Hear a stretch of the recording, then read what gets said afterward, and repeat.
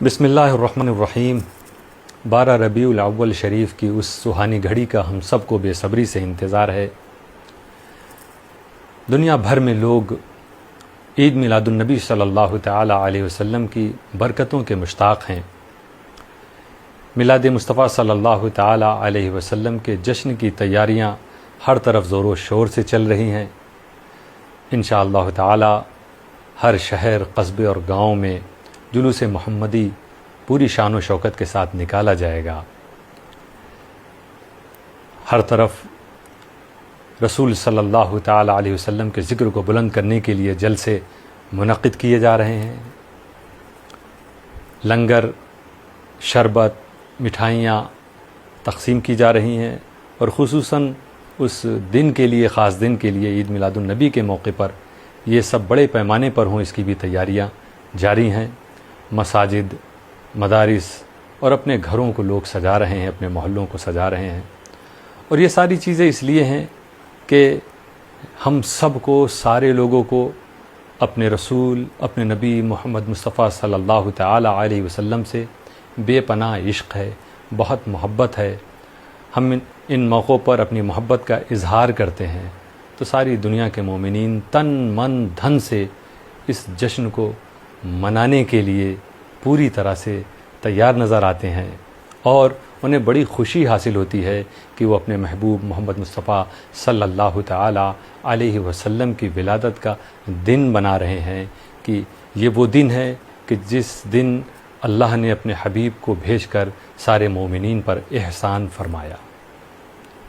دوستو، یہ ساری چیزیں تن من دھن سے سارے لوگ جو لگے رہتے ہیں،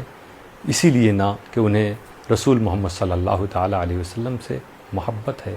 بہت محبت ہے، سب سے زیادہ محبت ہے۔ اور یہ تو سب جانتے ہیں کہ جس سے محبت ہو جاتی ہے وہاں اس بات کا لحاظ کیا جاتا ہے کہ محبوب پر کیا چیز گراں گزر رہی ہے، بھاری گزر رہی ہے، اور کس چیز کے محبوب مشتاق ہیں، یا محبوب کس چیز کی خواہش رکھتے ہیں، وہ کیا چاہتے ہیں۔ تو ان دو چیزوں کا خیال ہمیشہ رکھا جاتا ہے۔ تو جو چیزیں محبوب، یعنی جس سے آپ کو محبت ہو، جو چیزیں اس پر گراں اور بھاری ہو، تو چاہنے والا ہمیشہ اس بات کا خیال رکھتا ہے کہ وہ چیز نہ ہو جو میرے محبوب پر گراں گزرے، بھاری ہو، اور ہم وہی چیز کریں جس کی میرے محبوب کو خواہش ہو، جو میرے محبوب، ہمارے محبوب چاہتے ہوں۔ رب قدیر نے اپنے محبوب کی آمد کو، ہمارے رسول محمد صلی اللہ تعالی علیہ وسلم کی آمد کا ذکر کیا تو فرمایا، لقد جاءکم رسول من انفسکم۔ آیت کریمہ کا مفہوم کہ تحقیق کے تمہارے بیش، تمہارے پاس تمہیں میں سے ایک رسول تشریف لائے۔ عزیز علیہ ما عنتم، تمہیں جو مشقتیں پہنچتی ہیں وہ ان پر گراں گزرتی ہیں، وہ انہیں بھاری محسوس ہوتی ہیں۔ یعنی تمہیں جو تکلیفیں پہنچے وہ تمہارے محبوب رسول صلی اللہ تعالی علیہ وسلم پر گراں گزرتی ہیں۔ دوستوں، مفسرین نے بتایا کہ اس کا ایک معنی یہ بھی ہے، ایک تفسیر یہ بھی ہے کہ تمہارے وہ گناہ جو تمہیں مشقت، یعنی جہنم کی طرف لے جا رہے ہیں، یہ تمہارے رسول محمد مصطفیٰ صلی اللہ تعالی علیہ وسلم پر گراں گزرتے ہیں، یہ گناہ جو تمہیں مشقت میں ڈالنے والے ہیں۔ تو اگر ہم اور آپ چاہتے ہیں کہ ہمارے نبی صلی اللہ تعالی علیہ وسلم پر یہ چیز بھاری گراں نہ گزرے، انہیں اس بات سے تکلیف نہ ہو، تو دوستو، سارے جشن منانے کے ساتھ ہر طریقے سے جو ہم خوشیاں منا رہے ہیں، جلوس، جلسہ، لنگر، شربت، سجاوٹ، بہتر ہے، اچھے کام ہیں، اجر والے کام ہیں، لیکن ان ساری چیزوں کے ساتھ سب سے پہلے اگر ہم اس شب کو، اس گھڑی، وہ سحر جو محمد مصطفیٰ صلی اللہ تعالی علیہ وسلم کی پیدائش کا دن، پیدائش کا وقت کہلاتا ہے، اگر اس وقت سب سے پہلے ہم سچے دل سے اپنے گناہوں سے توبہ کریں، بارگاہ الہی میں حاضر ہو کر معافی مانگے، نبی صلی اللہ تعالیٰ علیہ وسلم سے بھی معافی مانگیں اور ان سے سفارش کریں کہ رسول صلی اللہ تعالیٰ علیہ وسلم ہمارے رسول، ہم سب کے لیے شفاعت فرمائیے، سفارش فرما دیجئے کہ اللہ تعالیٰ ہم سب کے گناہوں کو بخش دے، اور یہ عزم کریں، پختہ ارادہ کریں کہ اب اس گھڑی کے بعد، اس سہانی گھڑی کے بعد ہم سے کوئی گناہ سرزد نہ ہوگا۔ ہم وہ ساری چیزیں جو اللہ تعالیٰ نے ہم پر فرض کی، واجب کی، ہم اسے ادا کریں گے۔ سب سے پہلے فجر کا نماز آپ کا وقت سامنے آئے گا، آپ اس فجر کی نماز کو ادا کریں گے، اور یہ عزم رہے گا آپ کا کہ اب آپ کی زندگی کی کوئی نماز بھی قضا نہ ہوگی، کوئی فرض آپ سے نہ چھوٹے گا، کوئی واجب آپ سے نہ چھوٹے گا، اور جو چیزیں اللہ اور رسول نے حرام فرما دی، حرام قرار دی ہے، اس حرام کی طرف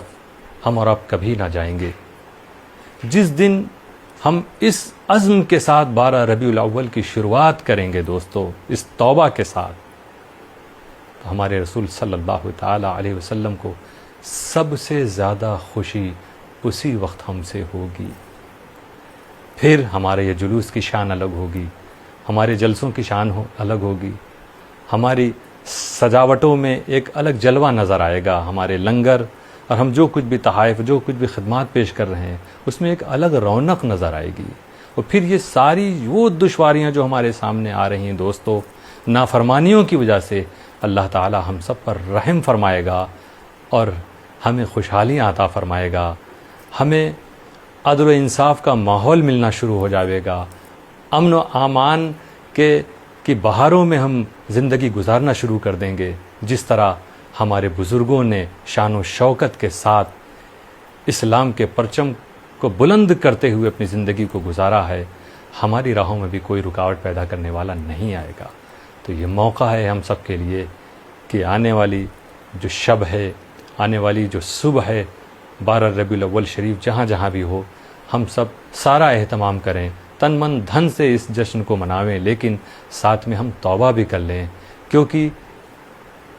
تفسیر میں ہے کہ جب ہم گناہ کرتے ہیں تو ہمارے رسول صلی اللہ تعالی علیہ وسلم بے چین ہو جاتے ہیں، یہ ان پر گراں گزرتا ہے جب ہم گناہ گار ہوتے ہیں، جب ہم گناہ کرتے ہیں۔ اللہ تعالیٰ نے فرمایا عزیز علیہ ما عنتم،